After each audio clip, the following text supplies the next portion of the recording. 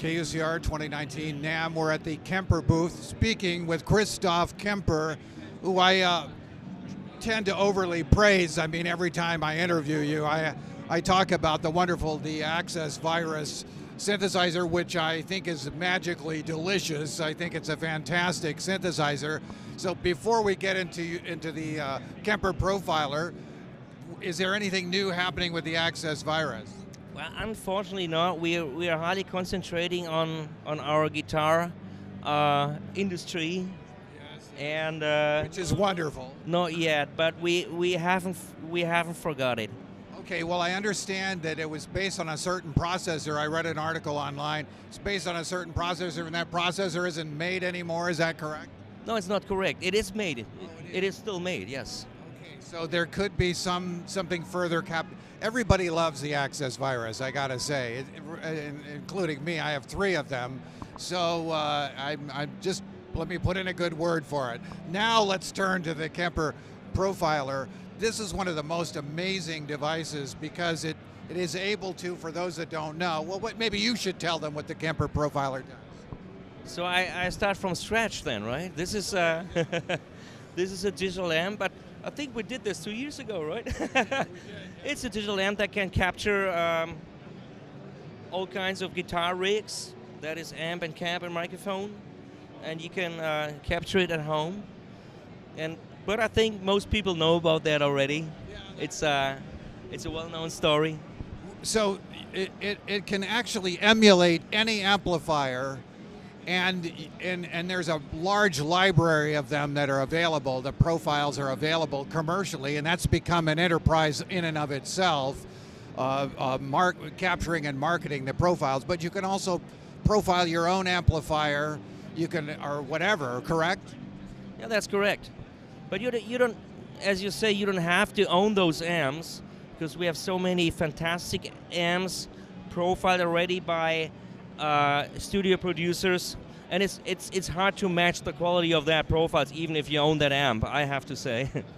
And the profiler keeps evolving, and you now have a new set of reverbs that you've just released, correct? Right, that's true. We're working on effects for the last years, so we are increasing the types of effects. So like I think 1.5 years or 2 years ago, we released a whole new suite of delays. And this year we're releasing a number of studio-grade reverbs. And those are available already as a public beta version on our website. And people really like it. I'm pretty happy about that. They're amazingly lush and wonderful sounding. Did you base them? Are you going after a certain sound of a certain reverb, or how have you designed them? No, it's not longing for a certain sound. Actually, we're trying to make the best technology. So we did some really basic science and to see what's the best way to make a reverb. So we look at all the existing science that's existing. Making reverbs is quite challenging. There's some math behind that, and I'm happy to have nice young engineers at home that really helped me to develop that. Okay. So just so people know or are trying to decide, this one versus the rack mount, what are the differences between the two? Actually, no difference. It's just the casing. Yeah. It seems like there might be a few more controls. Yeah, there's 2 more controls on this that it didn't fit on the rack. That's the whole story. But those are available. You can actually do those controls with. Oh yes, of course. Those controls they're just an add-on. You can access any controls through the display anyway. So with the profiler, you're making like a complete package. So if someone wants a fantastic guitar sound, they can have really access to any amplifier, and now a full range of effects that come with the device. Yeah, it's true. So our effect offering is ever increasing, and will continue to do so in the next month and years. Now, with your cabinets, this is a thing that you're doing now. What kind of speakers do you have in these? It's a special bespoke broadband speaker made by Celestion exclusively for us. And the interesting thing about that is that we drive it digitally. That is, I can even show that. We are on the page, so it's called Kemper. Maybe I take the microphone, right? It's called Kemper Cone, and you activate the whole processing from the speaker just by pressing the button, and then you get a perfect match. The speaker is full range, and you get a very, very flat frequency response by that because we digitally compensate any error that speaker makes.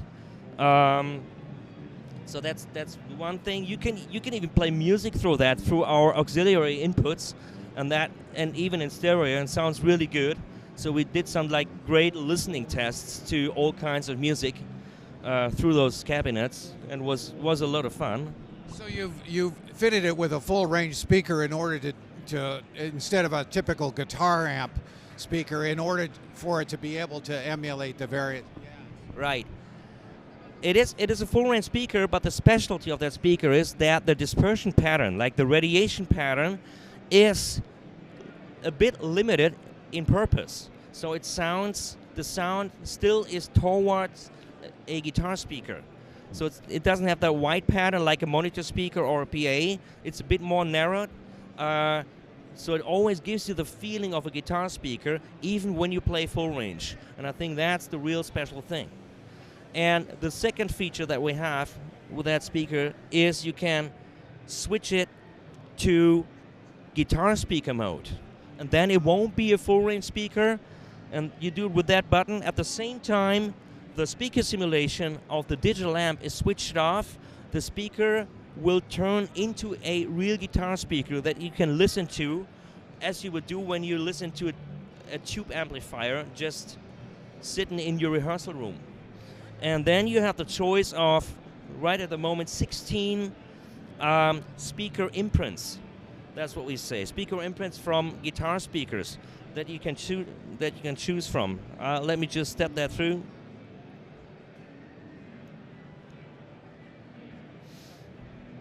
There's also, like this, for example. There are some speakers among that they can hardly buy for money, because they're from companies that don't exist anymore. So this is an Oxford speaker that was found in the attic of a friend of ours, and it's a speaker that used to be in Fender amps, I think in the 70s, but it's hard to buy them. But we found it, and we could take the sound of it and bring it back to life, and this was a lot of fun, really. What's wonderful about what you do is that you really expand the creative possibilities, the palette of sounds that are available to musical artists, and that's just been a wonderful thing. And I really respect what you do in your design work. It's just been excellent. But also to increase that palette, you make it easier with an editor. And so we want to talk to your guy here, Georg, about the editor. So. Thank you very much, Christoph Kemper. Thank you so much. Let's go to you now. Hello, I'm Georg. I'm a software engineer at Kemper, and yeah, I'm currently working on the software editor for the Profiler. What have you got for us here? I have a little technology preview about our upcoming editor for the Profiler. You will see here we have a new version of our rig manager software, and the editor will be part of it. So here you have your rigs, and in the lower section of the screen you will see the editor. And of course, you can make adjustments here and there. You see it gets immediately reflected in the hardware, and if you move the knobs here, you see they are moving in the editor. We have here the signal flow from left to right, exactly like it's done in the hardware. It's very simple and intuitive. Very easy to use. You have your 4 effect slots. To choose a different effect, just open this menu, choose one, or there's another way to do it. We have this new section in the rig manager where we have presets for all the stomp effects, and you can just drag and drop them to the slot, and it gets loaded, just like this. And one thing that is especially nice in the editor is you can very easily set up the morphing range of the parameters. So you can just press the Option key, move the knob, and you're done. And you immediately have a feedback about what's going on, because you have a clear visual representation about the start and end point of your morphing range you can control with your expression pedal. So by doing this, you can control multiple values at once. You see them moving in the hardware, moving in the software. You can adjust them afterwards just by pressing and holding the Option key. Very easy to do. To turn it off, you can just move the start point above the end point and switch off. So, yeah, I hope people will like it. It's interesting because it's the profiler is already very easy and intuitive, and this just amplifies that greatly. Yeah. The main difference is in the hardware you always have a limited amount of knobs, and in the software editor you are free. You can use the whole screen to present all parameters at once, and that will make things easier for a lot of people, I think. That's great. All right. Well, thank you very much, Christoph Kemper. And any last words? Thanks for watching. I hope you like our new features. Download the latest software when it's in the release state. try our public betas, and have fun with the editor once it comes out. It'll take a couple weeks. Yeah, will be summer, we guess. We don't want to rush it, but we want to show that we're working on that because so many people are asking for this. Thank you. Now, is the editor a free download? How does that work, or is it? Yeah, once it's done, it will be free download. Yes, it's a complimentary feature. Yes. Wonderful.